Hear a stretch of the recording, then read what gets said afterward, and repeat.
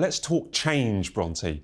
Prince William, really good interview with Eugene Livy for The Reluctant Traveller. But the key headline that came out of this interview was he was talking about changes on his agenda.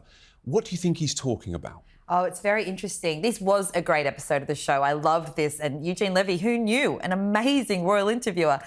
But obviously the theme all the way through was about this change that William wants to enact when he becomes the king. And we did already know that this is what he'd been looking toward for the future, because he talked about the royal with the little r last year. I don't know. I think what's very clear is that the messaging there, and particularly through the medium it came through, the fact he was on this show at all and he turned up on the scooter and, you know, it was the e-scooter, the e-bike, the e-scooter in Windsor Castle. It's that history with something extremely modern.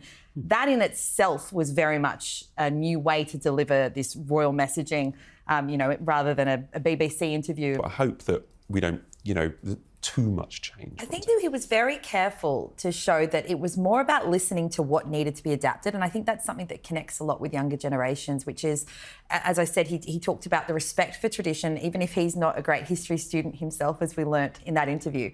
I think that it's more about looking at the business model and saying, how does this fit in 2030, whenever he becomes the king? How does this fit, and how can we make sure it's operating at the way that it should be operating at this point in time? And also, as Arthur said, looking at the change as well that I felt he was referring to was that personal change, the approach that he has to his family and having a young family while also being a monarch. It's going to be a different approach than what we've seen in the past.